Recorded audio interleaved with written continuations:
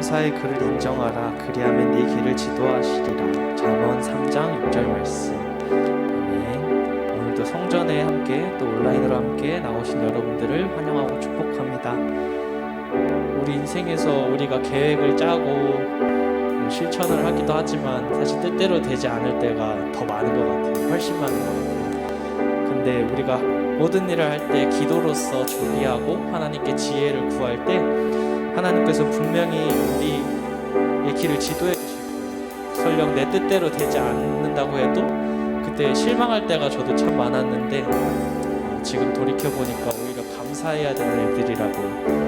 나의 뜻이 되지 않으면 하나님의 뜻이 이루어진 것이고 하나님께서 나의 선한 길을 지도하시는구나 라고 생각이 들어서 오늘 드리는 찬양이 여러분들의 삶의 간증이고 또 찬양이고 예수님의 의지함이 되기를 소망합니다.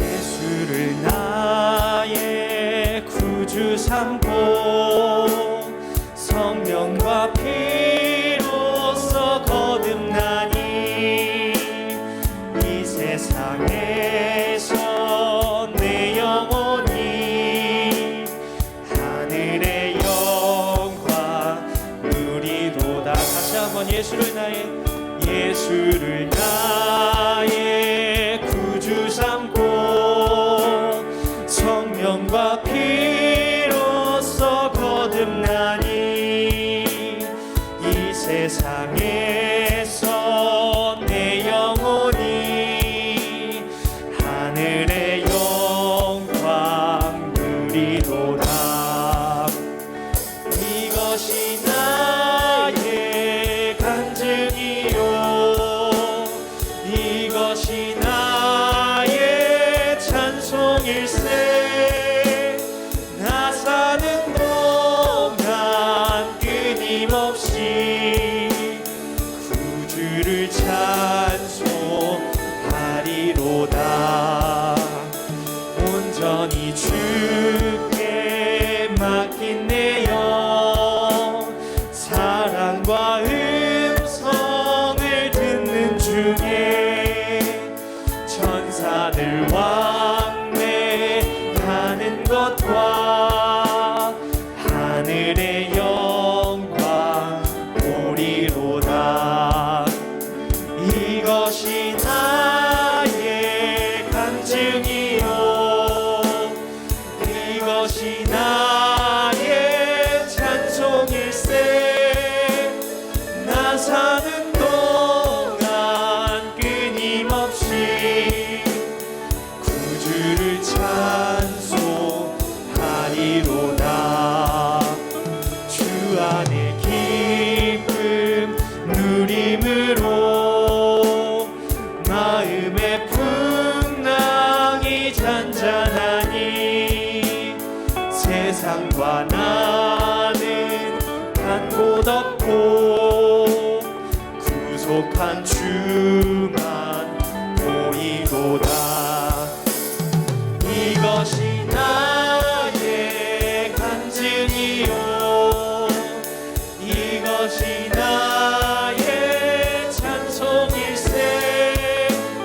나 사는 동안 끊임없이 구주를 찬송하리로다. 이것이 나의 간증이요 이것이 나의 찬송일세. 나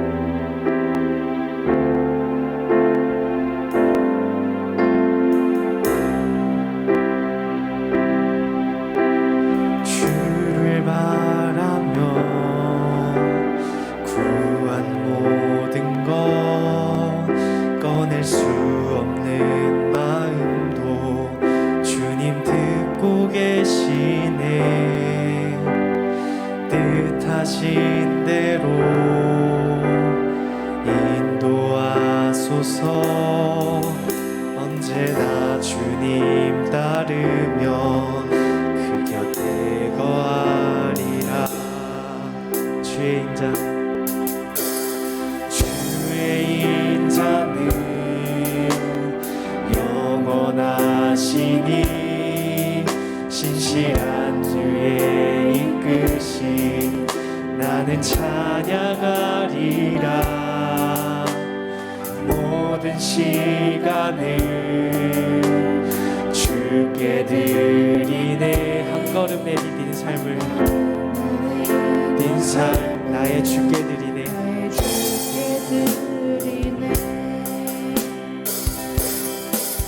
주와 함께한 고백 내 삶에 채우소서. 나를 향하신 주님의 마음 담아주소서. 주의 품으신 계획 온전히 이루소서. 나의 삶의 결이 주의 길에 함께하소서. 다시 한번 처음부터 고백해드리겠습니다. 주를 바라며 구한 모든 것 꺼낼 수 없는 마음도 주님 듣고 계시네. 뜻하신 대로 인도하소서.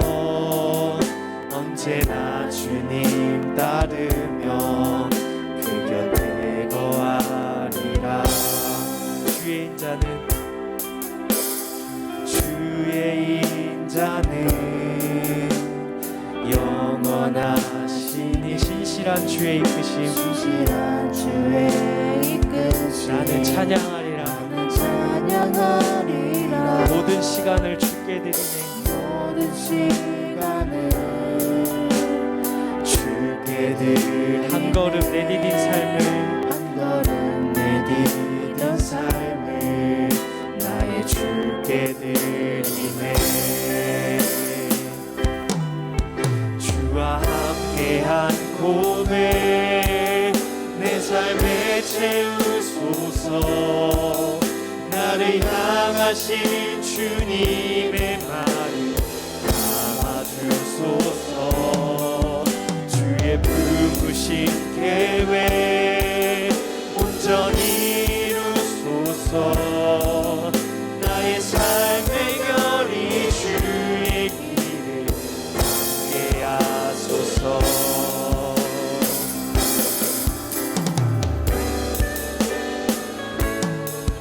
주와 함께한 고백 내 삶에 채우소서.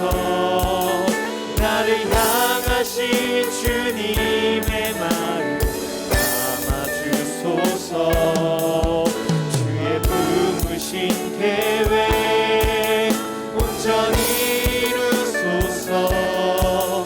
나의 삶의 결이 주의 길을 함께하소서. 주와 함께한 고백 내 삶에 채우소서. 나의 삶의 곁 주의 길을 알게 주소서. 주의 품으신 계획 온전히 이루소서. 나의 삶의 결이 주의 길을 함께하소서. 인도자 나오셔서 순서 진행하겠습니다. 사도신경으로 우리의 신앙을 하나님께 고백드리겠습니다. 나는 전능하신 아버지 하나님 천지의 창조주를 믿습니다. 나는 그의 유일하신 아들 우리 주 예수 그리스도를 믿습니다.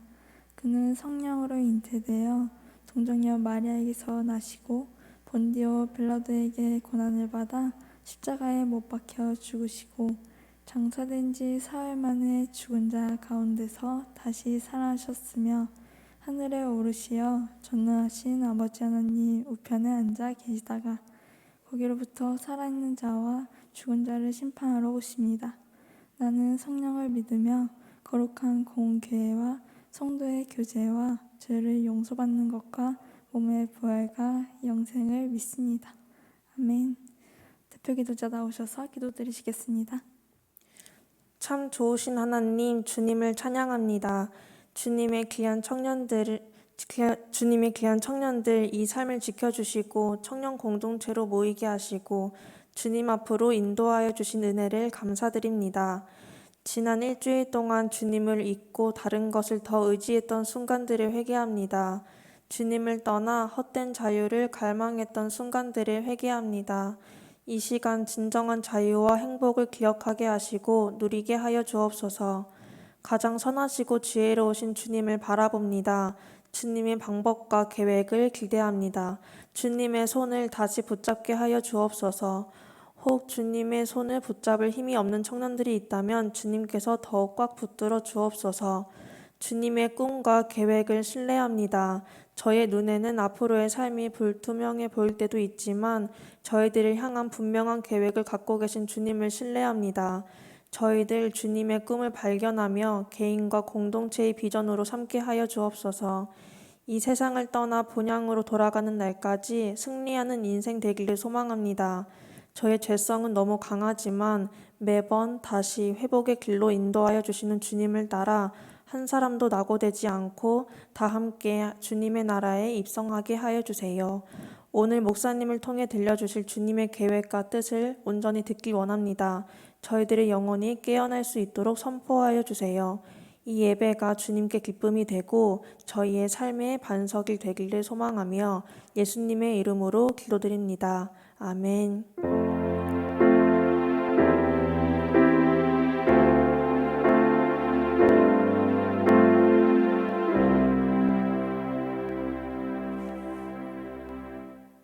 다 함께 찬양하시면서 봉헌 드리시겠습니다.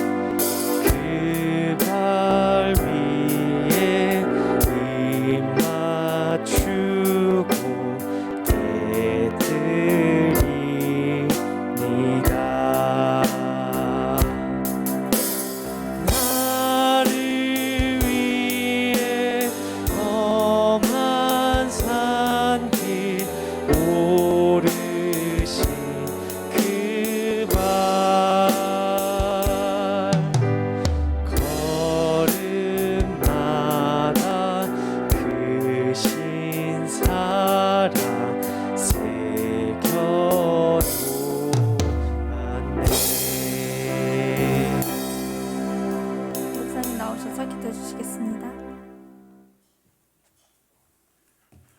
사랑과 은혜가 많으신 아버지 하나님, 언제나 늘 하나님의 사랑을 알게 하시고 하나님 앞에 나와 예배드리게 하시니 감사드립니다. 아버지 하나님, 우리의 마음을 모아 주님께 정성스럽게 예물을 드립니다. 주님, 우리의 마음을 받아주시옵시고 우리가 드리는 이 예물이 오직 주님만을 위해 쓰여질 수 있도록 주님 붙드시고 허락하여 주시옵소서. 우리가 늘 드리는 예물이 아니라, 우리가 그냥 습관적으로 드리는 예물이 아니라 우리의 마음과 우리의 생각과 우리의 뜻을 모아서 주님께 드릴 수 있도록 주님 허락하여 주시옵소서. 우리의 삶을 언제나 지켜주실 줄 믿사오며 사랑과 은혜가 충만하신 우리 주 예수 그리스도의 이름으로 기도드립니다. 아멘.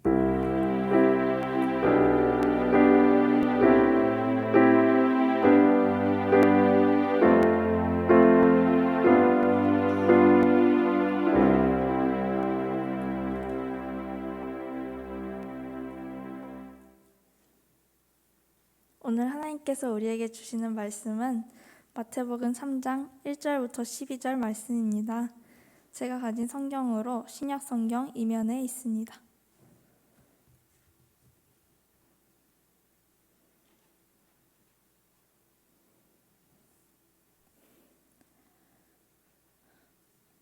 모두 찾으신 줄 알고 저부터 한 절씩 교독하시고 마지막 절은 합독하시겠습니다. 그때 이 세례 요한이 이르러 유대 광야에서 전파하여 말하되 그는 선지자 이사야를 통하여 말씀하신 자라 이르렀으되 광야에 외치는 자의 소리가 있어 이르되 너희는 주의 길을 준비하라 그가 오실 길을 곧게 하라 하였느니라.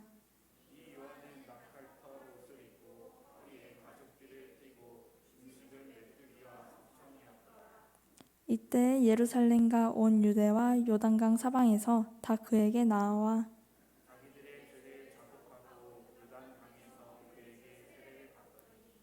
요한이 많은 바리새인들과 사두개인들이 세례 베푸는 대로 오는 것을 보고 이르되 독사의 자식들아 누가 너희를 가르쳐 임박한 진노를 피하라 하더냐.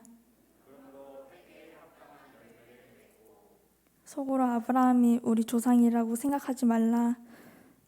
내가 너희에게 이르노니 하나님이 능히 이 돌들로도 아브라함의 자손이 되게 하시리라.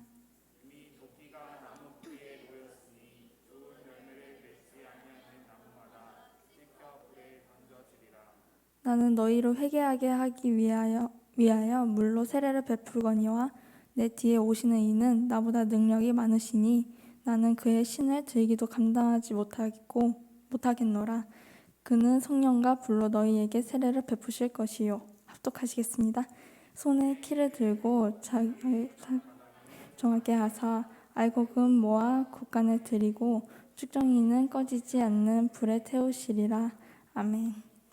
오늘 회개하라 천국이 가까이 왔느니라 라는 제목으로 예진영 목사님께서 말씀 전해주실 때 하나님의 음성에 귀 기울이시기를 소망합니다.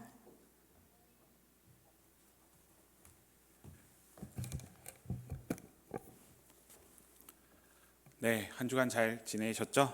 네, 예배 자리 나온 여러분들에게 하나님의 사랑과 은혜가 함께 하시길 기도드립니다. 지난 한 주간은 공기가 정말 최악이었던 것 같아요. 마치 제 친구들에게는 막 쓰레기 공기를 마시는 것 같다 이렇게 표현을 했던 것 같은데 참 공기가 너무 안 좋았어요. 이때 아마 목이 많이 칼칼할 거예요. 목이 칼칼하고 또 감기가 올 수 있는데요. 미세먼지가 상당히 좋지 않으니까요. 그냥 우리가 삶에서 숨을 쉬지 않을 수 있으면 최대한 덜 쉬고 미세먼지 나쁜 공기를 마시지 않을 수 있으면 마시지 않았으면 좋겠습니다. 그래서 그냥 건강을 지키고 하나님 앞에 나와서 정말 하나님과 동행하면서 또 하나님과 살아가면서 우리의 삶에서 또 자신의 건강을 늘 챙길 수 있는 주님의 사람들 되시길 간절히 소망합니다. 예배를 드리기 전에 우리의 모습을 한번 살펴보길 소망하는데요. 우리 삶의 모습입니다. 매주 우리의 모습을 살펴보긴 하지만 오늘 또다시 제가 여러분들에게 같은 질문을 한번 드리도록 하겠습니다. 나는 그리스도인인가? 라는 질문에 여러분들은 어떻게 대답을 하실 수 있어요? 배시시 웃어야 되나요? 나는 그리스도인인가? 나는 하나님 그리스도인입니다 라고 말을 스스로 한다 그러면 나는 어느 정도 그리스도인인가? 라고 스스로는 정의를 내릴 수 있어요. 그런데 이 질문을 내 친구들, 세상 사람들, 그러니까 다시 말해서 교회를 다니지 않는 친구들의 눈으로 봤을 때 나는 그들에게 그리스도인이라고 보이는가? 라고 생각했을 때 그 친구들이 뭐라고 대답을 할까요? 너는 교회 참 열심히 다니는 것 같아 라고 말하나요? 그래요? 저는 저번에 한번 얘기한 적 있죠. 제 고등학교 때, 저는 초등학교 때도 한 4, 5, 6학년 때 목사가 꿈이었고요. 중학교 때도 목사님이 꿈이었고 고등학교 때도 목사님이 꿈이었어요. 그리고 심지어 대학교 때도 그랬고요. 그런데 고등학교 친구들은 저에게 너는 꼭 이런 걸 했으면 좋겠어 라고 했다고 지난번에 한번 말씀드렸는데 사기꾼 같아 보인다라고 말씀했죠. 그러니까 그리스도인 같다라는 얘기보다 사기꾼 같다라는 표현을 많이 했었어요. 그런데 저는 그러면서 내가 진짜 사기꾼의 기질이 있나? 라는 생각을 해보면서 그러면 이 사기꾼의 기질을 예수님을 전파하는데 나의 기질을 좀 더 써보면 어떨까 이런 마음을 가지고 스스로 마음을 다잡기도 했었는데요. 여러분들이 만약에 삶에서 여러분들의 모습을 친구들이나 아니면 교회를 다니지 않는 친구들이 너는 교회를 다녀라 하고 물어볼 정도로 정말 진짜 그리스도인이 아닌 것처럼 보이는 사람도 있을 거고, 아니면 진짜 얘는 정말 열심히 믿네 라고 하는 친구들도 분명 있을 거라 저는 생각을 합니다. 아마 쉽게 결론을 내릴 수 없을 것 같은데요. 그렇다고 한다면 내가 봤을 때 나는 그리스도인이라고 대답하는 것, 그리고 세상 사람들이 봤을 때 내가 그리스도인인지 아닌지 그 결론의 대답을 우리가 두 가지를 가지고 또 다른 질문을 한번 해보겠습니다.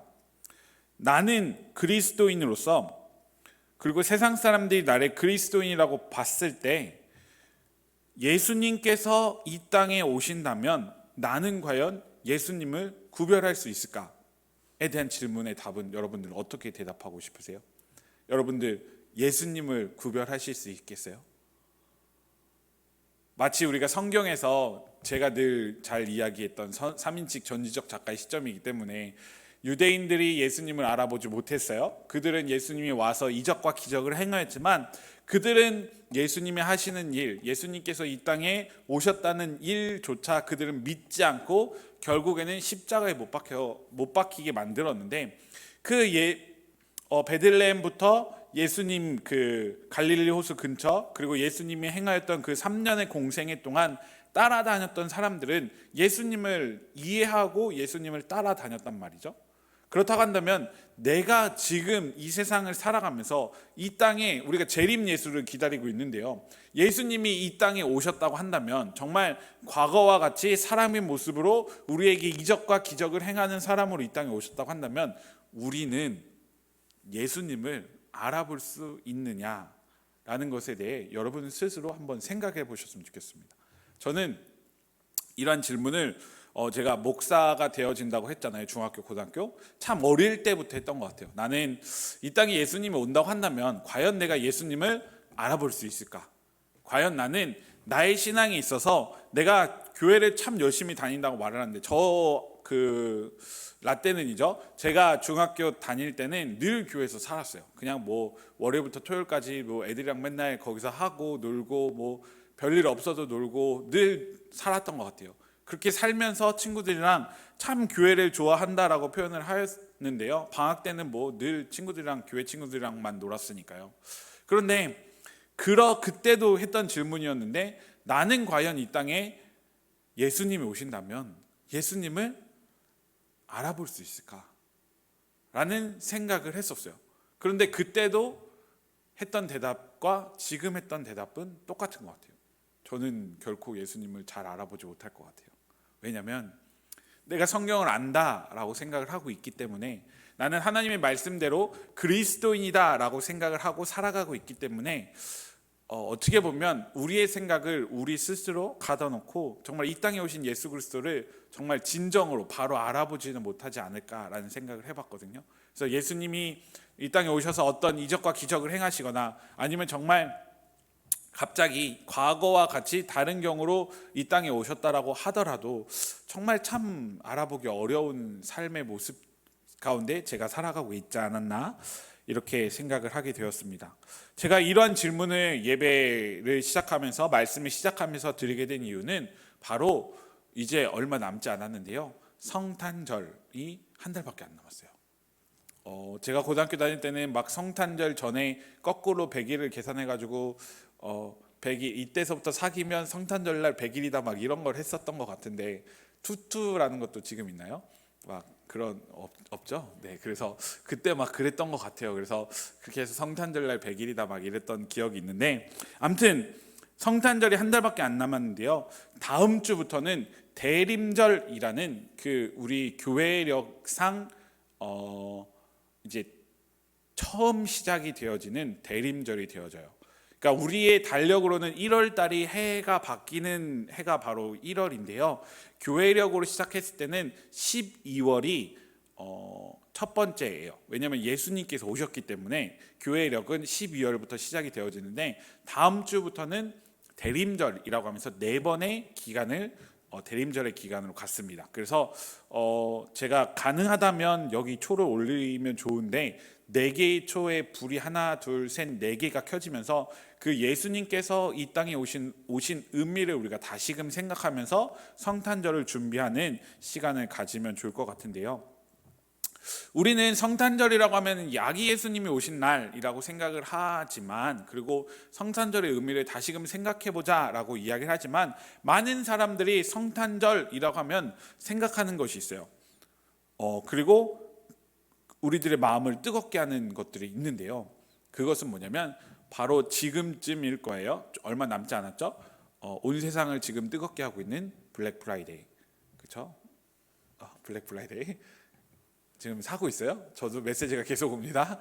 온 세상을 뜨겁게 하고 있는 블랙 프라이데이인데요. 사실 과거에는 우리나라 사람들은 전혀 관심이 없었어요. 그런데 뭐 TV 직구를 하시는 분들, 블랙 프라이데이를 통해서 직구 우리나라의 물건을 갖고 오시는 분들은 이때가 진짜 싸다는 것을 우리나라 사람들이 이제 점점 경험하다 보니까 사람들이 직구를 통해서 많은 사람들 물건을 샀는데, 이제는 우리나라 쇼핑몰에서도 블랙 프라이데이 행사를 지금 하고 있어요. 그래서 저는 요번에 메시지 카톡 알람이 떴는데 뭐가 떴냐면 배럴이라는 그 수영복 회사에서 알람이 뜬 거예요. 블랙 프라이데이라고. 근데 아직 아기가 크지도 않았는데, 아기들은 매년 수영복을 갈아줘야 되거든요. 내년 여름을 생각하면서 수영복을 살까 이러면서 계속 쳐다보다가 사지는 않았는데, 아무튼 많은 사람들이 이 시기가 되면 성탄절, 기쁜 날, 그리고 행복한 날, 교회랑은 전혀 상관이 없는 어떤 그 상업적으로도 그리고 문화적으로도 뭔가 기쁨의 날을 표출하는 날이 되어졌어요. 근데 우리는 교회에서는 대림절이라고 하면서 그때서부터 지키는데, 이 성탄절이라는 의미를 우리가 한번 생각을 해보면서, 그리고 대림절이 시작하기 전에 오늘 세례 요한의 말씀을 통해서 우리는 과연 하나님께서 우리를 향해서 회개하라, 천국이 가까이 왔느니라 라는 이 말에 어디까지 우리는 응답하고 있는지 생각을 해보면서 대림절을 준비하는 시간을 가졌으면 좋겠습니다. 하나님께서는 이 땅에 이스라엘 백성들에게 선포하셨던 말씀이 있었어요. 예언적 말씀이 있었는데요. 미가서 5장 2절에는 이렇게 기록을 하고 있습니다. 베들레헴 에브라다야, 너는 유다 족속 중에 작을지라도 이스라엘을 다스릴 자가 내게서 내게로 나올 것이라. 그는 그의 근본은 상고에 영원에 있느니라. 이사야 9장 6절입니다. 이는 한 아기가 우리에게서 낳고 한 아들을 우리에게 주신 바 되었는데, 그의 어깨는 정사를 메었고 그의 이름은 기묘자라 모사라 전능하신 하나님이라 영존하시는 아버지라 평강의 왕이라 할 것임이라. 이처럼 이스라엘 백성들에게는 그 구약 시대에 하나님께서 이스라엘 백성들을 향한 예언이 있었어요. 그것은 무엇이냐면 이스라엘 백성들을 다스릴 자가 베들레헴에서 태어나고요, 그 다스릴 자가 영원에 있다고 표현을 하고 있어요. 그 자가 전능하신 하나님께서 보내준 사람이다 라고 표현을 하고 있다는 것이죠. 그래서 이스라엘 사람들은 너무나 많은 기대가 있었어요. 왜냐하면 우리가 창세부터 말라기까지를 구약이라고 하고요, 그 다음에 마태복음부터 요한계시록까지를 신약이라고 하는데요, 이 말라기부터 마태복음, 그러니까 다시 말해서 예수님께서 등장하시기 전까지 이 이스라엘 사람들은 이 시기를 암흑기라고 부르는데요, 신구약 중간사라고도 표현을 합니다. 이 400여 년의 시간 동안 하나님께서 이스라엘 백성들에게 나타나지 않은 거예요. 그런데 이 하나님께서 이스라엘 백성들에게 나타나지 않은 시간에 이스라엘 백성들은 어떤 상황이었냐면요, 헬라와 로마의 박해를 받고 있었던 상황이었어요. 정치적으로는 헬라와 로마의 박해를 받고 있었고, 그 헬라와 로마의 영향권 안에서 그들은 정말 약소국으로서 나라의 존재 자체도 마치 우리가 일제강점기처럼 그들이 지배하는 지배 안에 살았던 거예요. 그런데 우리 일제강점기를 한번 생각을 해보면, 일제강점기 안에서도 우리나라 사람들끼리 서로 정치하는 게 있었잖아요. 그처럼 이스라엘 백성들 안에서도 서로 자신들의 세력을, 자신들의 기득권을 이겨나가려고 유대인끼리 서로 싸우게 된 그 사건이 있었어요. 그것을 바로 마카비 혁명이라고 불리우는데요, 이 마카비 혁명을 통해서 유대인들이 서로 싸우는데, 결국에는 그 마카비 혁명이 그들 스스로 그들의 발목을 잡게 되어지고요, 다른 나라에 자신의 그 왕국을 또다시 바치게 되어지는 계기가 되어져. 다시 말해서 헬라에서 로마로 바뀌고 있는 그 춘추 전국 시대에서 헬라가 약간 무너져 가는 그 느낌이니까, 이 마카비 혁명 중에서 유대인들 중에 한 명이 이스라엘이라는 예루살렘이라는 나라를 로마 쪽에 바치게 되어지는 계기가 되어진다는 것이죠. 이런 정치적 상황 속에서 갑자기 누가 등장하냐? 바로 세례자 요한이 등장을 하는 것입니다. 그러니까 다시 말하면 정말 일제 강점기의 유관순 누님이라고 해야 되나요? 저보다 어려요. 나이는 어릴 텐데 그 당시에 유관순이라는 그 열사가 나타나서 정말 대한민국 만세를 불렀던 것처럼 세례자 요한이 갑자기 등장을 합니다. 세례 요한은 근데 실질적으로는 예수님보다 6개월 먼저 태어난 사람이에요. 그러니까 예수님과는 나이 차이가 그렇게 나지 않는 사람인데 세례 요한이 나이가 먹어서 세례 요한이 이제 이야기하는 거예요. 어디서? 오늘 마태복음 3장 1절에서 회개하라 천국이 가까이 왔느니라 라고 이야기를 하는 것이죠. 제가 한번 읽어볼게요. 3장 1절부터 4절까지입니다. 그때 세례 요한이 이르러 유대 광야에 전파하여 말하되 회개하라 천국이 가까이 왔느니라 하였으니 그는 선지자 이사야를 통하여 말씀하신 자라. 일렀으되 광야에 외치는 자의 소리가 있어 이르되 너희는 주의 길을 준비하라 그가 오실 길을 곧게 하라 하였느니라. 이 요한은 낙타털 옷을 입고 허리에 가죽띠를 띠고 음식은 메뚜기와 석청이었더라. 사실 이 세례 요한을 가장 잘 표현하는 그 절은 가장 그 모습을 잘 표현하는 절은 4절이에요. 왜냐면 세례 요한의 와일드함, 그냥 광야에서 사는 사람이구나 라는 걸 보여주는 거예요. 낙타털 옷을 입고 가죽띠를 띠고 메뚜기와 석청을 먹는 사람. 그러니까 그냥 마치 우리가 지금 말하고 있는 자연인 느낌이에요. 그 자연인 느낌을 가진 사람이 갑자기 광야에 나타나서 회개하라 천국이 가까이 왔느니라 라고 이야기를 하는 거예요. 그러니까 이스라엘 백성들의 아까 정치적 상황을 제가 이야기한 이유가 있었고요. 문화적 상황을 이야기했던 이유가 있는데요. 이스라엘 백성들에게는 400년 동안 하나님께서 나타나지 않은 그 암흑 시기를 보냈는데 갑자기 어디서 자연인이 나타나가지고요. 그 사람이 회개하라 천국이 가까이 왔느니라 라고 요청을 하는 거예요. 여러분들의 눈앞에 갑자기 자연인이 나타나가지고 주 예수를 믿으라 그리하면 너와 내 집이 구원을 받으리라 라고 하고 우리가 예수 천국 불신지옥을 한다고 해보세요. 어떤 느낌이겠어요? 무섭지 않아요? 그랬을 텐데 갑자기 세례자 요한이 나타난 거예요. 세례자 요한이 나타나서 회개하라 천국이 가까이 왔느니라 라고 많은 사람들에게 전파하는데요. 놀라운 사실은 5절과 6절에 기록되어져 있습니다. 이때 예루살렘과 온 유대와 요단강 사방에서 다 그에게 나와 자기들의 죄를 자복하고 요단강에서 그에게 세례를 받더니 회개하라는 세례 요한의 말에 그 자연인이었음에도 불구하고 그 자연인의 모습으로 회개하라 천국이 가까이 왔느니라 라고 선포하는 그 말에 정말 수많은 사람들이 통해 자복하고 그 세례자 요한 앞에 나와서 세례를 받는 거예요. 사실 구약에서는 이렇게 물로 세례를 받는 경우를 찾아볼 수는 없어요. 왜냐하면 이 세례라 함은 우리가 이제는 우리는 익숙해져 있지만 이제 성령 세례, 당시에는 우리는 성령 세례라고 표현을 하고 있지만 실제로 침례교에서는 물 속에 들어가거든요. 그래서 세례 받는 날 그 앞에 이렇게 엄청나게 큰 우리 욕조 같은 게 있대요. 그래서 사람 머리를 이렇게 찍어 누른 다음에 거기서 숨이 못 쉴 때까지 이렇게 좀 누른다고 하더라고요. 심하게 하는 데는 되게 비상식적이죠. 그래서 그 거듭남이 세례를 받고 우리가 거듭남에 대해서 생각을 할 수 있고 그 우리의 목숨조차도 하나님께 드립니다라는 그런 의미를 가지고 그렇게 일부러 한다고 하더라고요. 그래서 그렇게 하는데 뭐 숨을 오래 참는 사람은 평온할 거고 아니면 숨을 겁에 뚫려서 못 참는 사람은 진짜 힘든 시간이겠지만 그래도 몸이 몸부림치면 이렇게 바로 일으켜서 그 세례를 받는 장면이 있다고 하는데요. 우리가 물로 세례를 베푸는 장면 그리고 성령을 세례를 베푸는 장면은 우리가 어쨌든 들어봐서 익숙한데 당시 사람들에게는 익숙하지 않은 장면이에요. 그런데 많은 사람들이 회개하라는 그 말에 천국이 가까이 왔다는 그 말에 과거에 하나님께서 이스라엘 백성들에게 보여주셨던 그 말씀이 생각나서 그들은 나와서 세례를 받은 거예요. 그들은 물로 세례를 받게 되어진 거예요. 그런 사람들에게 세례 요한은 다시 한번 경고의 메시지를 하는데요. 그 말씀이 11, 12절에 기록되어져 있습니다. 제가 한번 읽어볼게요. 나는 너희로 회개하게 하기 위하여 물로 세례를 베풀거니와 내 뒤에 오시는 이는 나보다 능력이 많으시니 나는 그의 신을 들기도 감당하지 못하겠노라. 그는 성령과 불로 너희에게 세례를 베푸실 것이요 손에 키를 들고 자기의 타작마닥을 정하게 하사 알곡은 모아 곡간에 들이고 쭉정이는 꺼지지 않는 불에 태우시리라 라고 이야기합니다.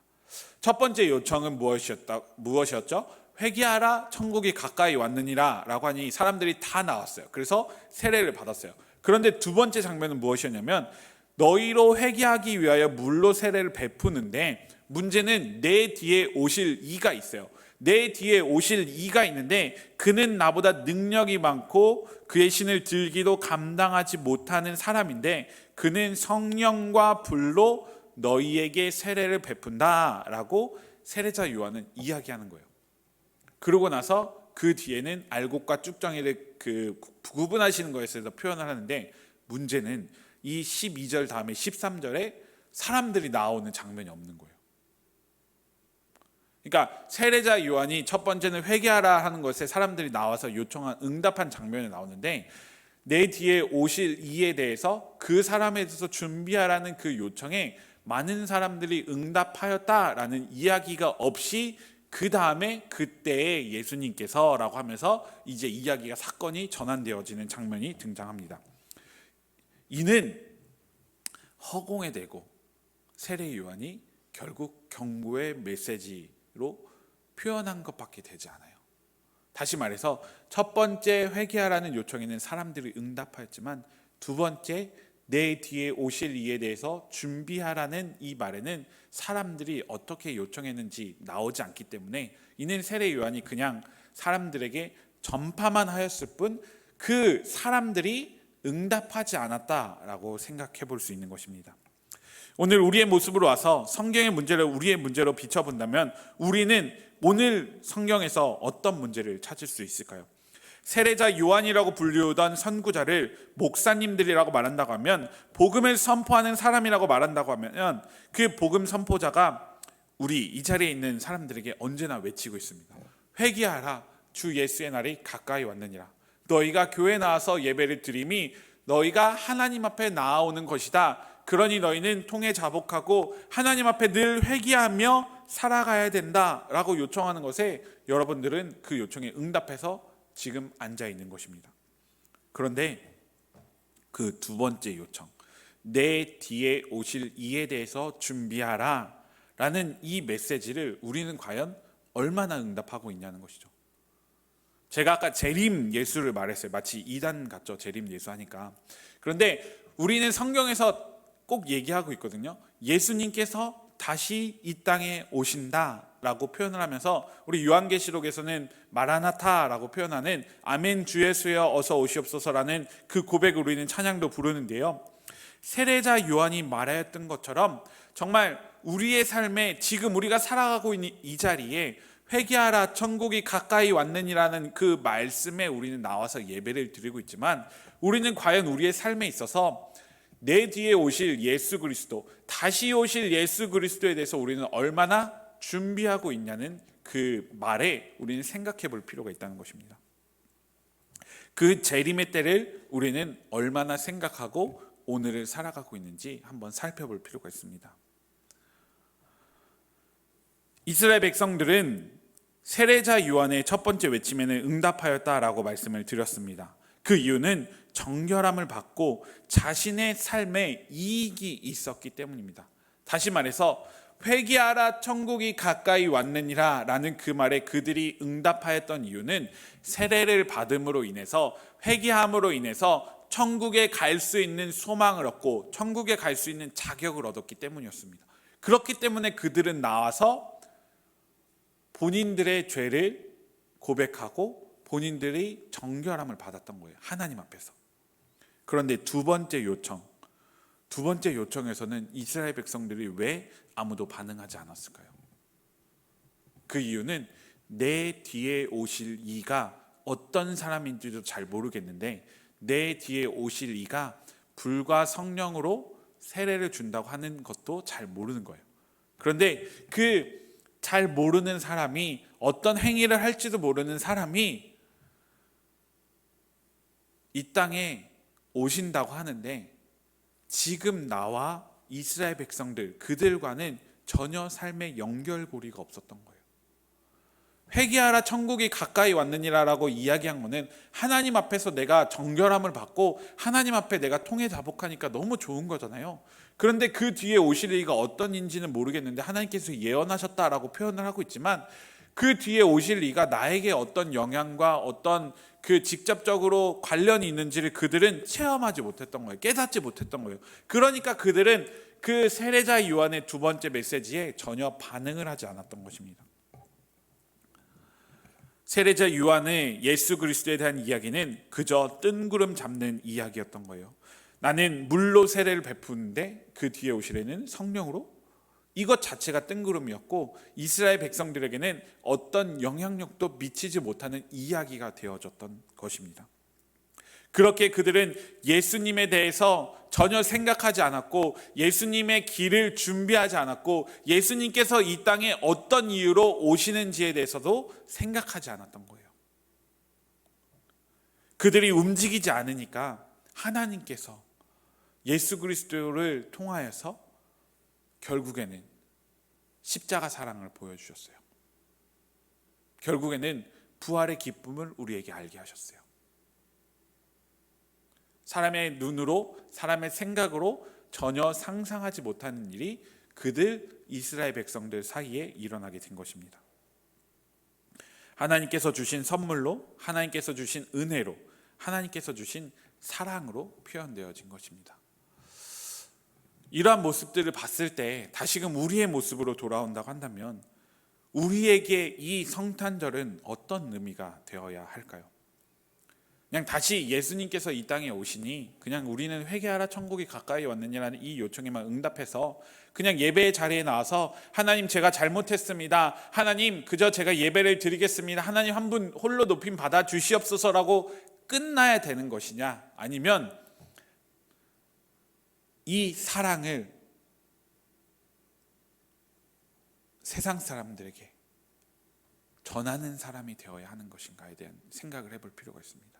하나님께 받았으니까, 내가 직접적으로 하나님께 영향을 받았으니까, 내가 하나님께서 우리로 하여금 예배의 자리로 나오게 하셨으니 나와 직접 연관이 있는 그 예수 그리스도에 대해서 이제는 그것을 가지고 내 뒤에 오실 일을 준비하는 사람이 되어야 한다는 것입니다. 다시 말하면 나만 하나님 앞에서 끝난다라고 생각을 하는 거예요. 여기는 회개하라 천국이 가까이 왔느니라 해서 내가 그냥 이 자리에 앉아서 예배 드리는 것에만 끝나면 나만 개인적으로 하나님의 사랑을 경험하고 느끼고 체험하는 것에 끝나는 거예요. 그런데 내 뒤에 오실 일을 준비하는 사람은 하나님께서 이 땅에 예수 그리스도를 다시 보내주신다고 하셨으니 나뿐만이 아니라 나와 함께하는 사람들, 나와 관련이 있는 사람들, 내 옆에 예수 그리스도를 알지 못하는 사람들에게 전하는 것이 바로 예수 그리스도를 준비하는 거예요. 여기서 회개했잖아요.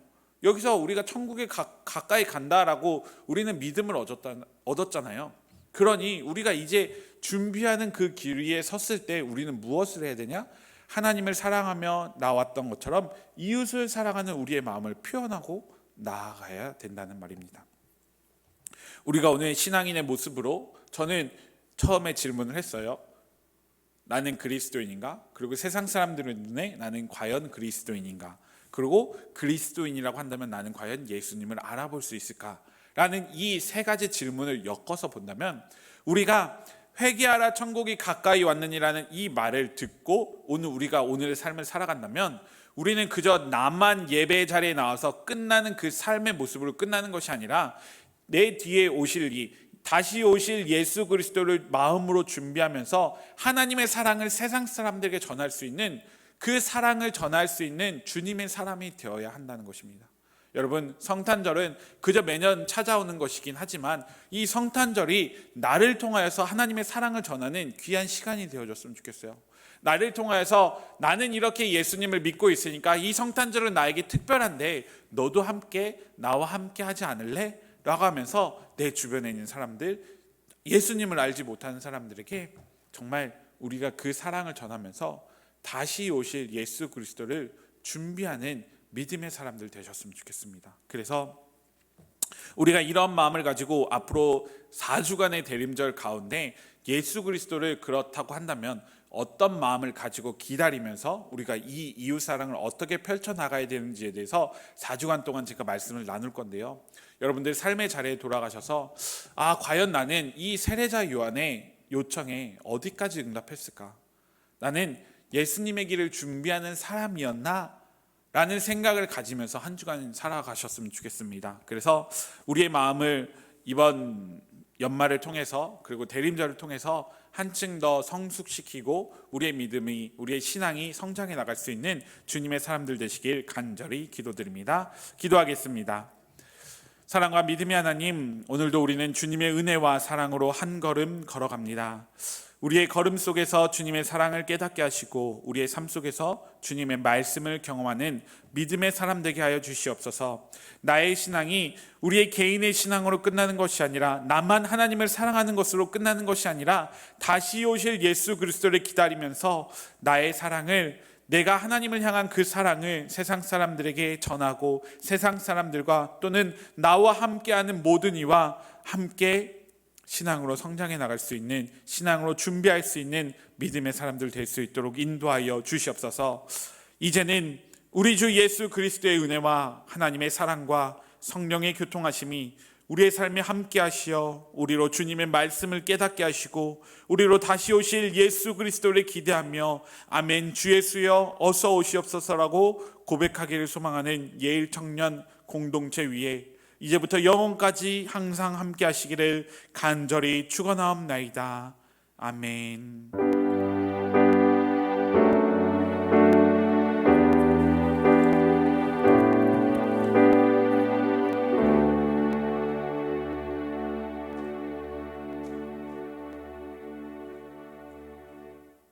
기쁨이 있는 예청 예배에 오신 여러분을 환영하고 축복합니다.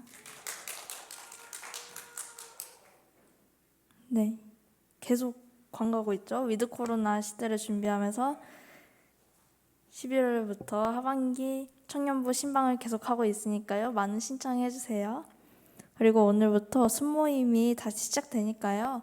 다들 각자 본인 순에서 함께 순모임을 즐겨주시고 다음 주에도 건강하게 순모임하고 예배하고 그럽시다.